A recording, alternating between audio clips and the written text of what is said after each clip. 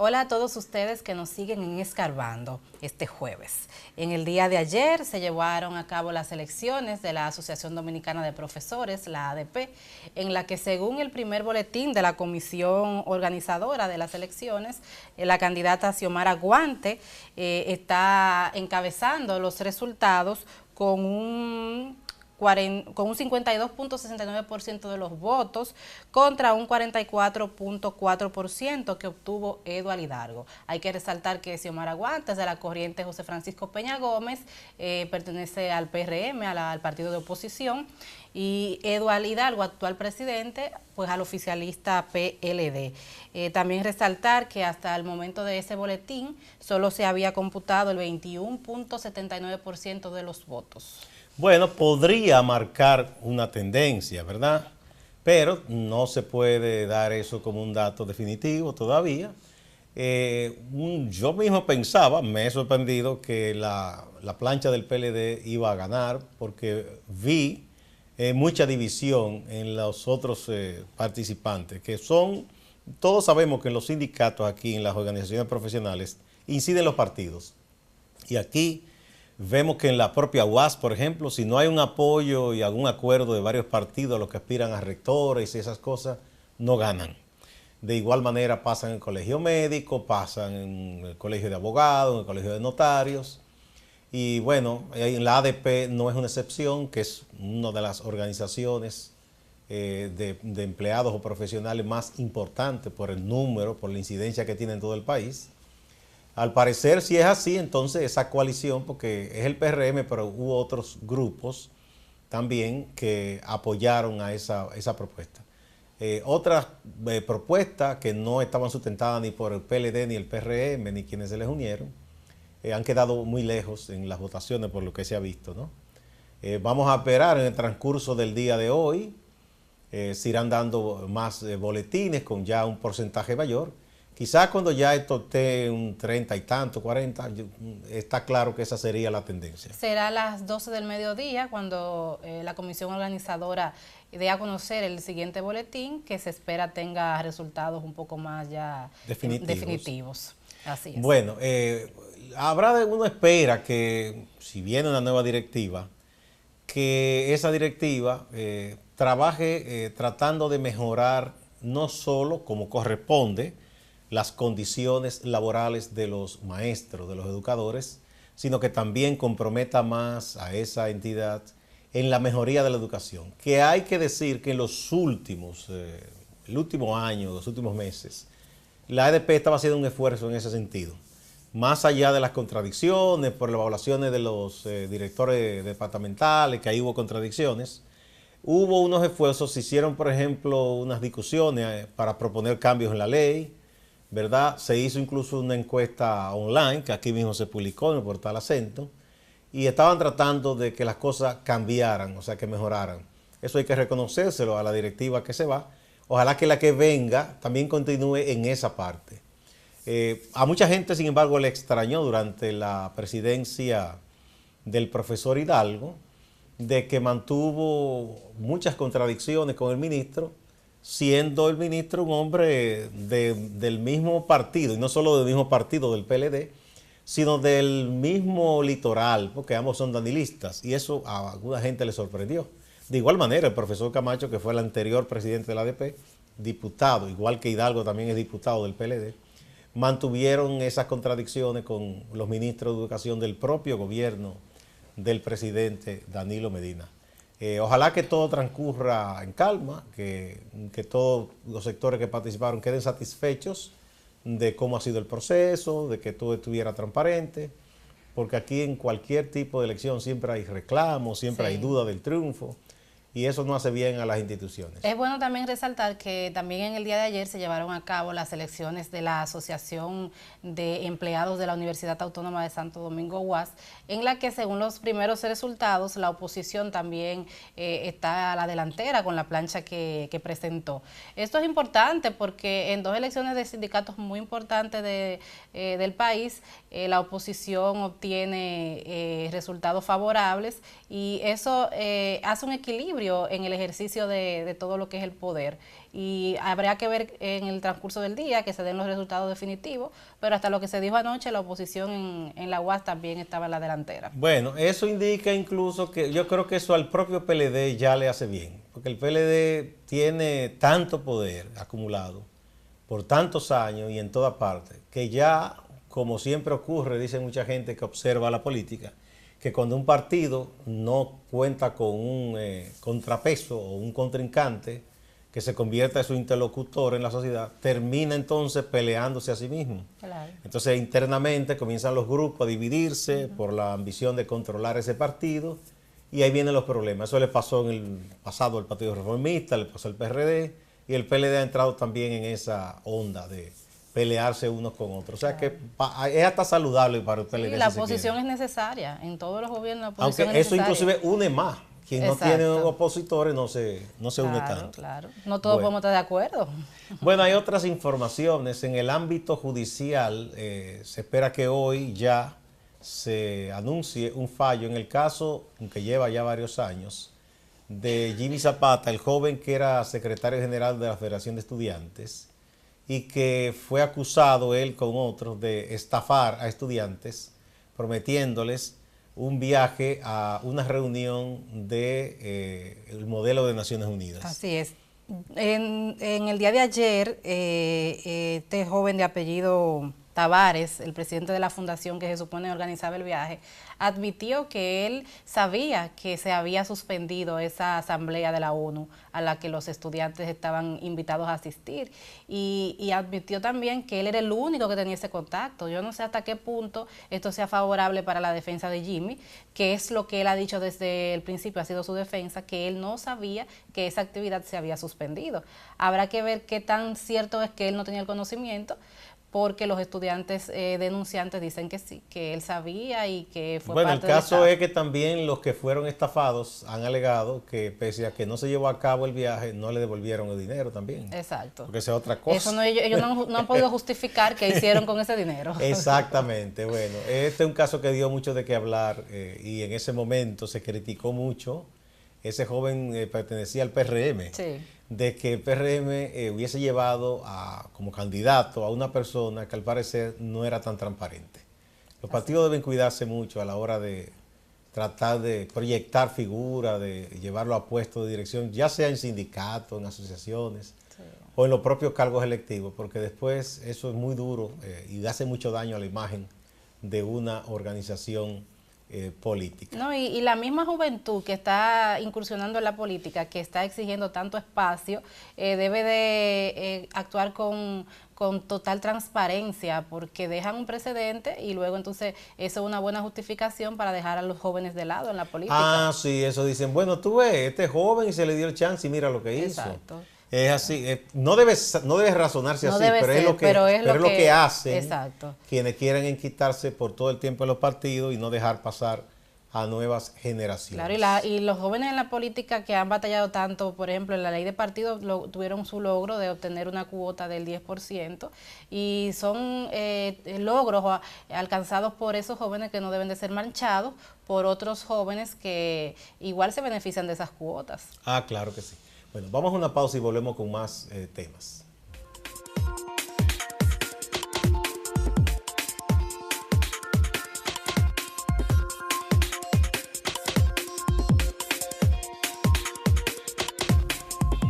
Bueno, en las últimas semanas hemos visto que ha sido una constante la información de lluvias temporales, vaguadas, depresiones tropicales, amenazas de huracanes en esta región del Caribe y específicamente las Antillas, pero también México, Centroamérica y la parte este y sur de los Estados Unidos. Ahora mismo está el huracán Michael, que golpeó a una parte de la península de la Florida, en la parte noroeste.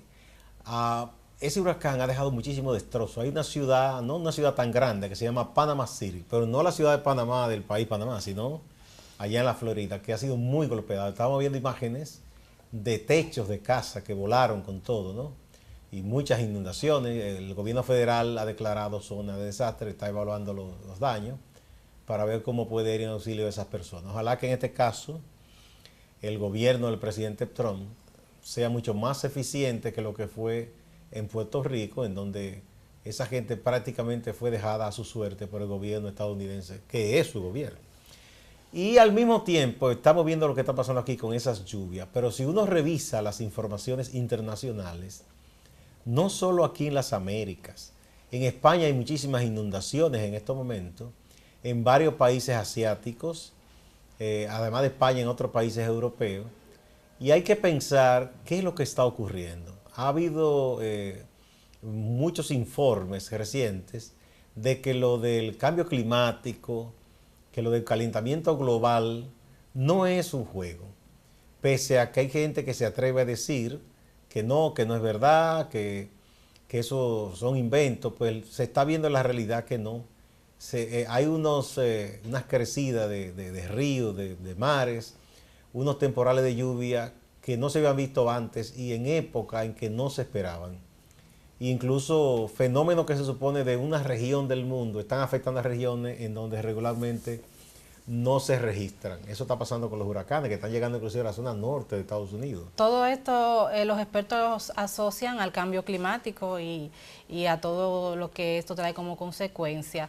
Debemos resaltar que si continuamos el conteo que hacen los meteorólogos locales, hoy tenemos 17 días ya de constantes lluvias en diferentes partes del país, en la ciudad principalmente. Eso ha llovido todos estos días de manera seguida, por lo que se temen de que cualquier depresión tropical pueda causar un desastre debido a la saturación de los suelos. En el caso de la Florida, el huracán Michael ha sido calificado como infernal debido a los destrozos que causó a su paso. Los medios locales ya hablan de una persona fallecida, producto del huracán.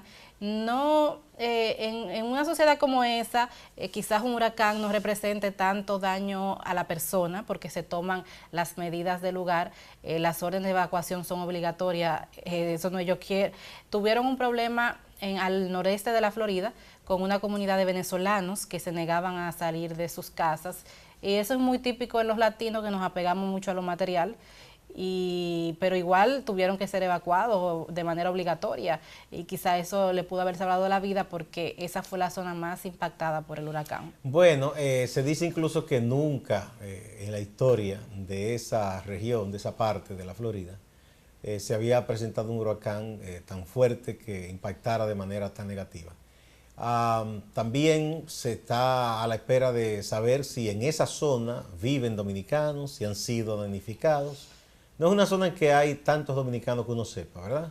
Pero siempre hay que estar pendiente. Las autoridades nuestras en el exterior están haciendo las averiguaciones del lugar para saber si alguien de los nuestros está ahí y si necesita algún tipo de ayuda o información o ponerle en contacto con sus familiares, que muchas veces cuando ocurren estos fenómenos la gente tiene la incertidumbre si los suyos que viven en esa parte también se han salido sin ningún problema del paso de ese huracán.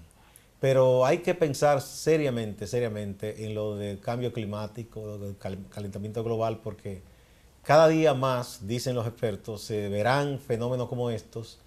Incluso ya se habla aunque la categoría máxima de un huracán es 5, se habla de super huracanes, sí, que ya se han presentado, o monzones, como llaman en otros sitios.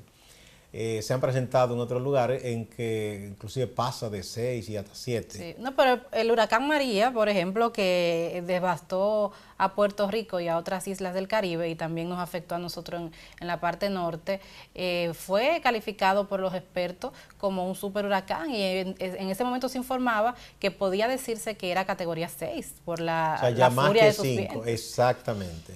Y eso es como para que pensemos y la gente trate de evitar continuar contaminando la tierra, las aguas, con los plásticos, con aguas residuales contaminadas. Todo esto hay que tomarlo muy en cuenta. Aquí estamos viendo, por ejemplo, que una zona como Puerto Plata, que es verdad que históricamente ha tendido a inundarse, pero ahora con cualquier pequeño aguacero, debido a que muchas de las partes altas de las montañas han sido erosionadas, con cualquier cosa hay una inundación, los ríos se sobrepasan sus caudales, ¿verdad? incluso de la pasada vaguada que hubo el año pasado, que hubo muchísima lluvia, hay unas imágenes horribles de un riachuelo en Puerto Plata y esa zona del noroeste. Hasta el aeropuerto se inundó. No, y unos riachuelos, unos arroyos cargados de basura plásticas. Sí. Y eso nos dice el daño. O sea, la gente piensa que eso no va a hacerle mal a él mismo cuando lanza algún tipo de basura a las aguas. Y luego se revierte, porque cuando se inunda todo, y el espectáculo terrible que aquí vimos hace unos meses, con el malecón repleto de basura, y eso se proyectó a todo el mundo. Eso habla muy mal de nosotros. No, y a veces nosotros pensamos que tal vez una botella de agua que se lance a las calles no es nada porque es solo una botella, pero imaginémonos que los más de 10 millones mal contados que somos de habitantes, le hacemos una botella en una semana a la calle o a cualquier riachuelo. Tú puedes estar seguro que será más de una. Exacto, por cada uno, exacto. Sí. O hasta un plástico pequeño de una menta es muy dañina para el medio ambiente. Tardan años en degradarse este tipo de materiales. Mira, hay unos jóvenes científicos mexicanos que han logrado, y ojalá que eso se popularice pronto, algún tipo de material que no es dañino para la salud, pero sobre todo que es biodegradable, que vendría a sustituir a esos plásticos para fines de lo que ahora se usa mucho, que es la comida para llevar, ¿verdad? La gente por la prisa pide comida al sitio de trabajo, entonces que va a sustituir a ese foam, a esos plásticos, esas cosas, porque es amigable con la naturaleza y se degrada rápido. Eso sería una gran cosa, que desde México se pueda exportar, incluso desarrollar ese material y que se utilice y sustituya al plástico. Ya el plástico en muchos países está siendo prohibido debido a ese daño terrible que causa a la tierra y a las aguas. No, y los centros comerciales dominicanos van a tener que con el tiempo contribuir con esto, porque el dominicano se resiste al hecho de ir a comprar a un supermercado y no tener fundas en que empacar, pero van a esas cadenas, no vamos a mencionar los nombres internacionales, locales, que no te dan una funda y tienes que llevar en qué cargar lo que compres o simplemente comprar una bolsa reusable y lo hacen. O la funda de papel, que fue la que en principio todos usamos, fue después que vino el plástico. Y la gente no ha dejado de ir a esos sitios porque no le den una bolsa plástica. Exactamente, o sea que sí, se aprende, la gente aprende o aprende cuando se enseña o se le obliga a que lo haga. Vamos a una pausa.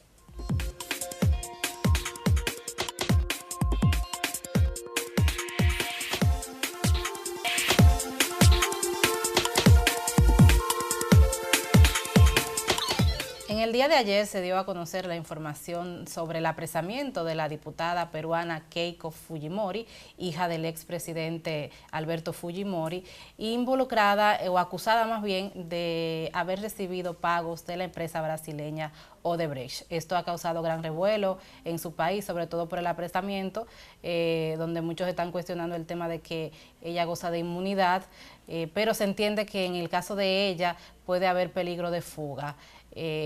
También tienen unas citas que supuestamente habían descubierto entre la pertenencia de Marcelo Odebrecht, donde entre otras cosas decía una anotación que había que aumentarle 500, no indica qué 500 y pesos, miles, millones a Keiko, y un encuentro luego con ella. Bueno, recordemos lo siguiente, Keiko es hija de Alberto Fujimori, el dictador, que ahora ha vuelto a prisión, por cierto, hermana de Kenji, que también es un parlamentario. Ella aspiró a la presidencia y perdió de Kuczynski, entonces permaneció como parlamentaria. Amagó en un momento dado con lograr que se sacara del poder a Kuczynski y que ella fuera elegida por el Parlamento. No se dio porque su hermano Kenji negoció con Kuczynski la libertad de su padre a cambio de no hacer mayoría con su hermana, se dividieron los Fujimori, para sacar a Kuczynski del poder vía parlamentaria. A ella la acusación por la cual se le está llevando presa no es solo porque recibió dinero de Odebrecht, que es una empresa extranjera operando en Perú, sino porque incluso gente de su partido la acusan de que ella se robó parte de ese dinero. O sea, que lo recibió para el partido, pero no se quedaron en las arcas del partido los fondos, sino que la niña muy inteligente parece que guardó pan para mayo. Un doble robo. Sí. Entonces, además de que es ilegal, cuando una empresa extranjera da dinero, ella no lo reportó al partido y se quedó con una parte, ¿verdad? Entonces todo eso constituye parte de los ilícitos que se le imputan y por lo cual ella tendrá que responder ante la justicia. En Perú ya sabemos todo lo que ha pasado, varios expresidentes acusados, algunos presos por casos de corrupción relacionados con Odebrecht. La gente está que no cree ni en la una ni una, y este presidente está tratando por lo menos de salvar el honor del actual, de decir, bueno, que procedan. Él dio luz verde para que la justicia revisara el indulto que le había concedido Kuczynski al dictador Fujimori, y ahora mismo también parece que ha dicho, bueno, yo no cuento con, no le debo favores a nadie, que procedan en este caso también, que investiguen, y ahí están los resultados. El tema de la corrupción sigue provocando situaciones en políticos de aquí del continente. Vemos lo que está pasando en El Salvador, lo que está pasando con El Salvador. Saca fue condenado, Funes está corriendo, vemos lo que está pasando en Panamá con Martinelli, Cristina Kirchner ya está presa, Cristina Fernández, viuda Kirchner, en fin, mismo lo de Lula. Entonces es un tema que va a estar ahí, pese a que mucha gente no le guste y diga, bueno, que se está judicializando la política. Yo digo, tal vez es verdad que hay gente con todo el interés político de destruir a su contrario, hace uso de este tema, pero yo repito, si usted no incurre en nada ilícito, por más que le acusen, no podrán proceder. Claro, hay algunas personas analistas de la situación de Keiko que dicen que se le revirtió la tasa porque ella, a la cabeza del partido opositor, fueron de los principales más bien impulsores de esa dimisión del presidente Pedro Pablo Kuczynski, y quienes más insistieron en que, o más bien lo presionaron por el tema de las acusaciones que se le hacían a él por lo del caso Odebrecht, y precisamente ahora, luego de que ya él no esté en el poder, se le hace esta acusación a ella. Dicen que quizás ella ahora se está arrepintiendo de esa presión que le hizo al expresidente, porque tal vez si ese presidente estuviera todavía en el poder, a ella no se le hubiese investigado. Lo más posible que él, para tratar de mantenerse, porque hay que recordarse que llegó con una mayoría un poco precaria, él iba a tratar de no pelearse mucho con nadie, un poco mantenerse distante, que en principio lo logró cuando se intentó el juicio político primero. En la segunda ocasión ya no pudo y mejor renunció. De hecho, se ha informado también que ella tuvo problemas con su hermano porque como él decidió aliarse más bien a Pedro Pablo para lograr la libertad de su padre y no apoyarla en esa lucha y esa presión contra el caso de corrupción. Y es muy fuerte que luego de que usted haga tanta campaña contra un delito, a usted se le acuse de ese mismo delito. Bueno, eso se llama predicar la moral en ropa interior. Eso dicen. Es muy fuerte. Y hay que recordar que su papá, el dictador Alberto Fujimori, aún no ha ido a prisión porque parece que aprendió aquí con los dominicanos, desde que lo metieron preso se enfermó. De una vez le salió le dio un yello, como decimos en el argot popular. Pero por más que brinque y patalee, se vuelve a la cárcel, ¿verdad? Y por la condena que tiene, y hay otros casos pendientes también, porque fueron muchos crímenes que cometió Fujimori desde el poder, muchísimos abusos, muchísimos atropellos. Eso es una lección que no se debe olvidar. Sí. Mira, volviendo a Brasil, que hay que estar pendiente de ese caso, ya se publicó una de las encuestas importantes.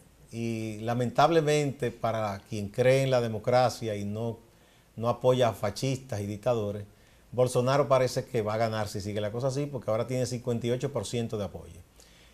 Como es mitad y mitad, son dos candidatos, un 42% está de acuerdo en apoyar a Haddad. Pero ¿qué pasa? Que ya van 5 partidos de los que participaron, pequeños y lo que tú quieras, que dicen que apoyan a Bolsonaro.